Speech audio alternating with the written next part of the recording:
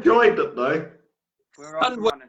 Live for the 15 Red podcast group for the final session of the Welsh Open. It's been a great week, guys. Thank you for joining me through it.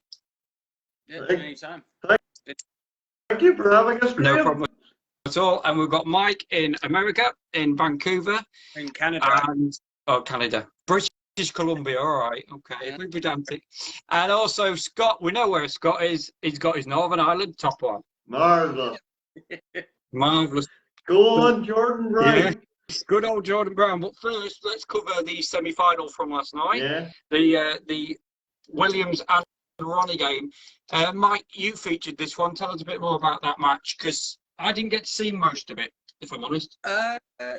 Well, it actually looked more like a mismatch than a match. I guess Williams opened up the first frame with a solid 73, and then Ronnie wanted to play on just to get a feel of the table, and then Williams was whacking balls around like a child, and Ronnie decided, a child. Yeah, and then Ronnie made a nice clearance and lost the frame, and then after that it was all Ronnie O'Sullivan. There was just no stopping him. He got it 2, 3, and 4, and was up 3-1, and he was building solid breaks all the way through. I'm just wondering what was wrong with Williams last night. Did he just throw his dummy out the pram? What? He looked frustrated. He I don't know. He was either feeling way too much pressure, or he just was out of it. I think Ronnie's in his head, and it showed again. And then, like I say, frame 1, Ronnie settled down, played his game, looked great, deserved to win. So. Yeah, did you see any of the match Scott last night? Did you see? I saw all of it. I saw all of it. What do you think, Scott? Well, can I say a couple of things in Mark Williams' defence? First of all, he was on home soil, but not only that, he wanted to do it for, the reasons that we talked about at the start of the week with Doug Mountjoy and things. So that was exerting its own pressure for sort of sentimental reasons. Yeah, you could see that. Yeah. Yeah, that's a fair enough comment. He missed too many shots. Like, it just seemed like he was given some chances. He just couldn't put anything together. Which is and as well, I know people say that players don't look at records. To me, that's nonsense. Like, Pavard's only beaten Ronnie 8 times, like, if you exclude Championship League. So, yeah, it certainly bothers him for sure. You can tell. Oh yeah, because they do. They like Scott was saying there. They don't look at records, but I think they do. I think they do as well. Absolutely. Yeah. So one of the I think has an edge on finals. There was a tweet. There was a tweet on Twitter saying that he was outclassed, outplayed, outdressed, everything. The whole works had just gone, and yeah, he was second tier last. So, but then on to today. The first session is a new day. The first session is unbelievable. I've absolutely bowled over by the first session, if I'm honest. Good. Fair play to Jordan Brown, though. He's come out there and he's gone for it. He's not held back. He's not showed Ronnie any fear. He's just absolutely. Gone. Based on the first day, probably deserved the lead. I would say that. Yeah, absolutely. But I don't know if he's worried. I mean, he did bang a couple of centuries back to back in 6 and 7 there. He made a 135 and a 121, I think. Was it the 7th? Yeah, and then I've got it here. He made 2 century breaks in 2 frames. Yeah, which was just absolutely incredible. The way he did that. But I don't think Ronnie's worried in any sense of the word. He hasn't played his best, but I still think he's still gonna be pretty good going forward. He'll be fired up without a doubt. But I think he's got definitely got Ronnie frustrated and rattled here, definitely. But I think I think Ronnie would have expected that, wouldn't he? Because he knows a bit about Jordan Brown. I think he said before the game, "I'm not expecting an easy match." He said that. No, yeah, no, I saw the pre-match. Yeah, no, he wasn't expecting an easy one. So I give credit to Jordan Brown. I mean, he made a 107 as well, and Absolutely. made all And the if he shots. didn't miss that black, he could have made a 100. He could have made a 134 or something like that. Anyway, Yeah. but yeah, it's Yeah. just. Yeah, That was just incredible stuff. The way he just come out, and the safety play as well. I've got to say it. The safety play was great. top drawer stuff. I mean, I'm impressed this week.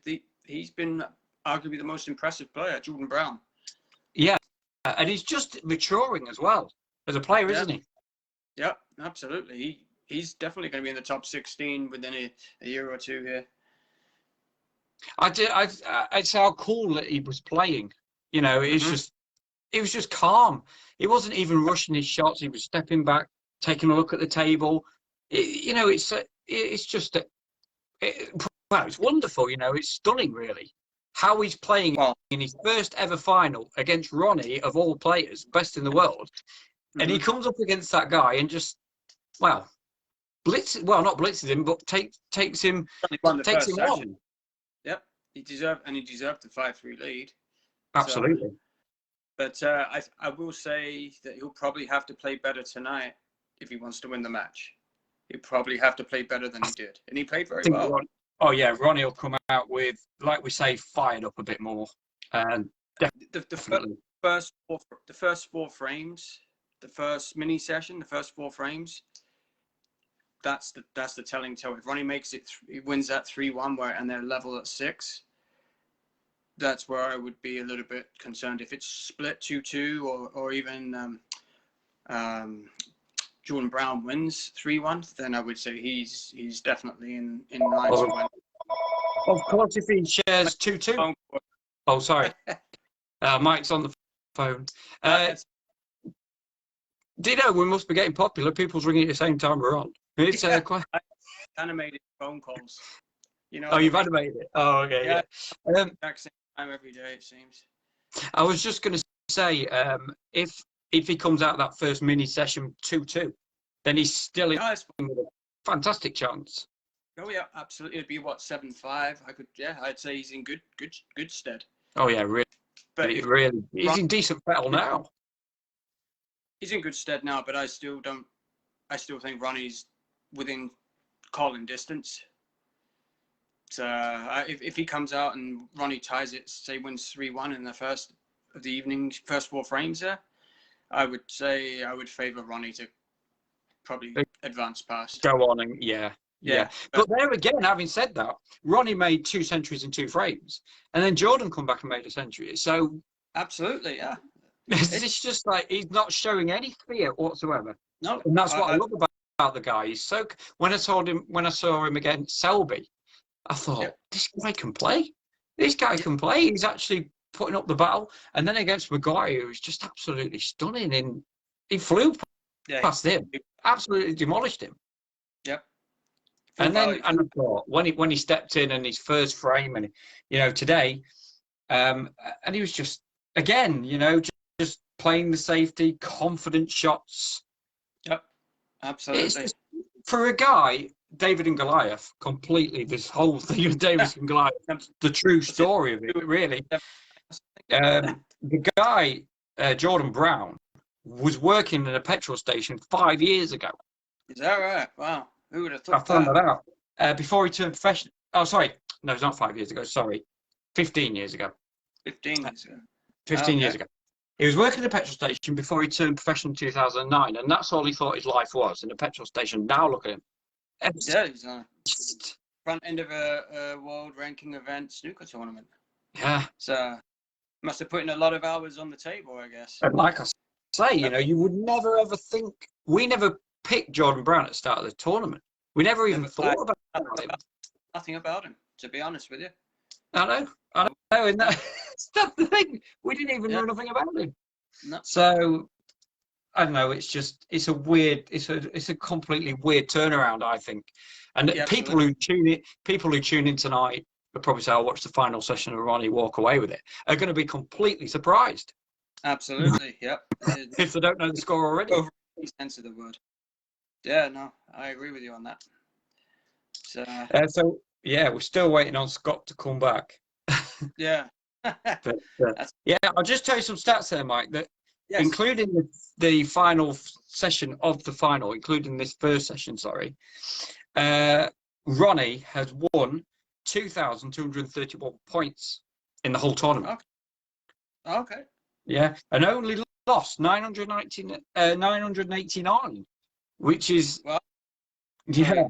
pretty. And then you look at Brown's record in up to this point now, 2,676 points won and 1,748 points lost. Okay. Yeah. And that includes session. And that includes the first session of the Yeah. Bit of a difference. But then again, Ronnie had a walkover, so I guess that a little bit skewered. Yeah. He didn't play. But of course, the way the games that Jordan had to win, the final frame deciders, Ronnie was strolling away, easily beating Robbie Williams, Jimmy White, Martin Gould, so. Yeah, he only dropped 3 frames until the final, I think. So. Yeah. I mean, look at the players he beat, Brown. He beat Craigie, Ersenbacher, Mark King, Mark Selby. Hong Ho, I think, in the first round. Yeah, Hong Ho. Scott's just messaged you'll be back at 7. Okay. As you guys carry on, we'll be back at 7 o'clock. So we'll try and call in to try and get the odds of the betting now. Yeah, do that. That'd be good. Yeah. We'll do that now.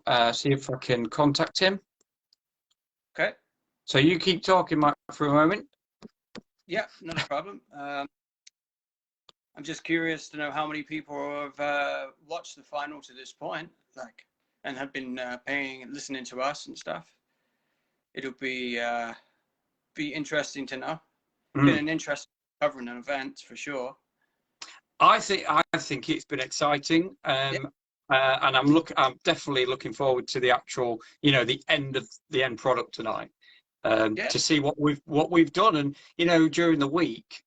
We've been working for this moment as well. It's great. And given it, we've found a good foundation between ourselves. Yeah, agreed.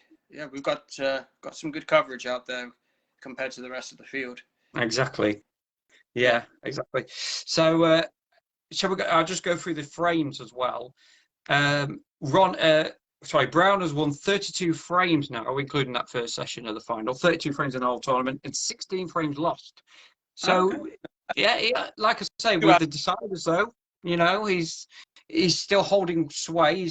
He's and to get in his first ranking event proper like this, and to get all this way, and to beat Selby Maguire, and he's hold his nerve as well. It's just incredible when you think about it. To hold your nerve against Selby in a final frame, whether you think he did an all-time great or not, still to do that is a credit. Take some doing. Take nothing away. If he goes to a decider tonight. Oh dear, no. Well, I don't think Scott will be able to stand that at all. I think he'll go for the absolute ringer of that. But Ronnie, in contrast, has won 25 frames and only lost 7. Only lost 7? Yeah. Okay. In the whole tournament? Yeah, he lost 5. Yeah. Wow, that's surprising. I mean, usually you don't see too many losses, but I guess 5 in the first session does a lot for you. Doesn't it? Yeah. But the highest break for Ronnie of the tournament is 138, and he got 135 in the final. And he asked the referee, "What was the highest break?" That was a good moment. That was it. Ronnie asked, and then he missed classic. It. Yeah.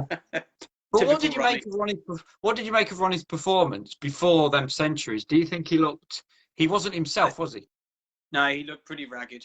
He didn't look good. The first frame, he didn't look great. He lost the second one. He missed a pink to the middle. Yeah, he did. I thought, yeah. And then Brown countered. He steals that. And then third frame, he fluked to red. Do you remember how badly he missed that long red? and he fluked it in the middle. I think he was on like 55 or something, and he fluked it into the middle. If he hadn't fluked that, he might have been down, might have lost the frame there, because the whole frame was there for the picking. So the first 4 frames, Ronnie didn't look like too good. I wasn't like super impressed. And then contrary, Brown deserved to be in front.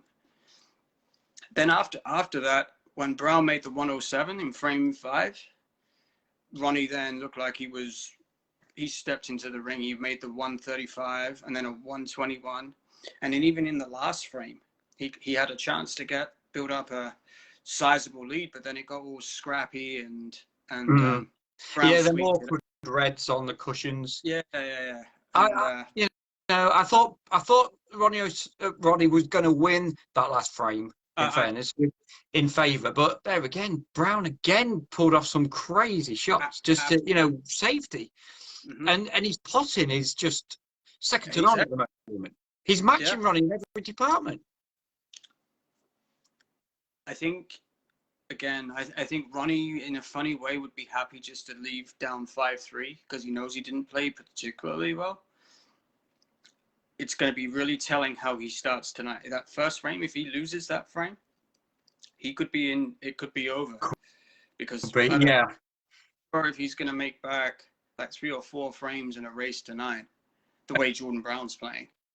You know what I mean?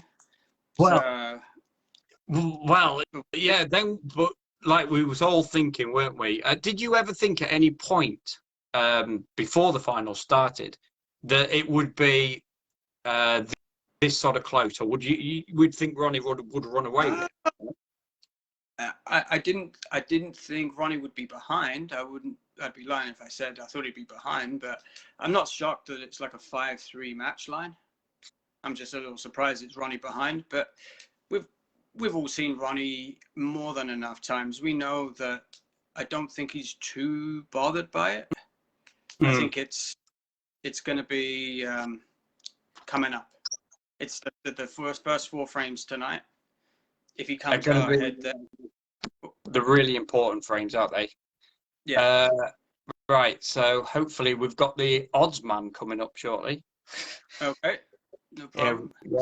I'm calling him now, so hopefully he answers shortly. Yeah. So I am looking forward to it. Hopefully, you know. Do you hope Brown wins in a way? Is your heart saying Brown, your head saying Ronnie? Well, I'm a big Ronnie fan, so probably my heart says Ronnie. My head still does say Ronnie, to be honest with you. We've seen this before when Ronnie's pushed into a corner and he has to win, he starts to win. You know what I mean? Like at the World Championships, you know, you look at examples like that. But I mean, if Jordan Brown wins, I would be quite happy with that, because how often do you see a 79th ranked player in the world win a ranking event? I mean, it just doesn't happen often. Exactly. 80. It's 81 in the world, isn't it? 81. 81. Yeah. So then, I mean, who's Ronnie? Last guy out of the top 64 to win a ranking event. I mean, I couldn't tell you. Maybe Scott would know. But Scott would. You're digging pretty deep into the archives there, I would say. That was Well, he knows that stuff. That's why. Yeah. That's why he's on that team. I'll ask him when he comes on. We'll ask him who was the last outside of the top 64 to win a ranking event. Win a ranking. Well, yeah. I mean, I would say not top 32, not top 64. Outside of the top 64. Terry Griffiths, I would go for. That's my answer from 1979. Was he outside the top 64 when he did that? We'll confirm with Scott, but I believe so. I mean, he was a qualifier, and he won the world title. Yes, he did. I remember. I think he's the only. So is that? Yeah, that I think that qualifies. Oh yeah, no, that qualifies. Is he not getting the call here? I'm trying to call him. I don't think he's getting the call at the moment, Mike. I don't know what's happening. Maybe I don't know what's happening there at all. If we're having a hard time, I can bring it up on. I've got a page that I'm logged into that I have all the stuff in case he's not able to get on here. Okay. Are you? So what time are we at? We got what, 4 minutes here? Yeah. Did you want me to bring it up here quickly? Or? Yeah. You can do. I would still say Ronnie's probably a favorite, but maybe a slight favorite. Yeah, maybe so. Yeah, I think Ron. I'm still not sure though. Because Brown's odds would have changed now completely. Okay, we are at 5-3.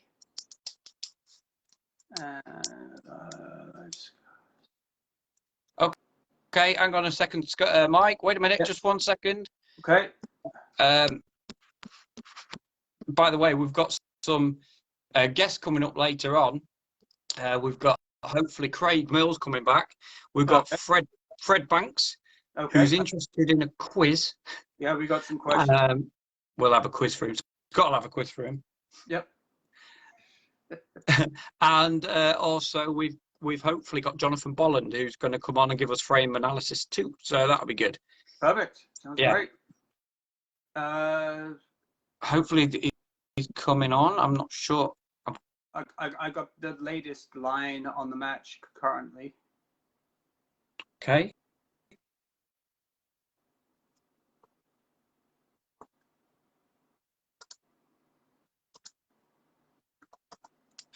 Yeah, we're still waiting, but hopefully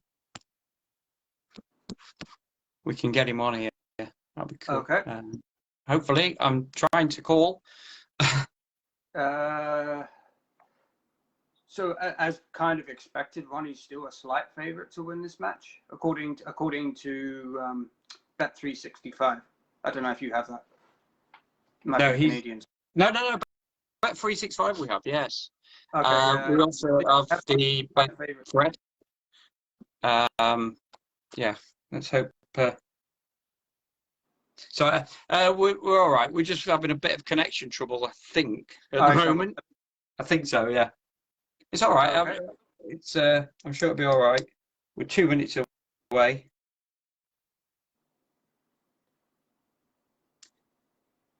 But we've had some. Oh, he said he's got nothing. Oh dear. Okay, that's weird. That's really weird because it's calling. Anyway, yeah, that's really strange how that's not come through. Oh, we're not getting a connection through to him. Absolutely not. Okay. Well, that's very strange. But what I might do is, while the first frame's on, he might be able to tell us some quickly then, before, as we go into it straight away. Yeah, that sounds excellent. Yeah, absolutely. He should be able to join the room. Yeah. I think he's a bit nervous, in fairness. Okay. I think Fair so. enough. Anyway, shall we cut off and then come back in? You want me to recreate the room again? To a new room, so we get onto the frames now and get onto the match itself. Yeah. So, okay, guys, we'll see you on the other side here. Yeah. Oh, he's give us the odds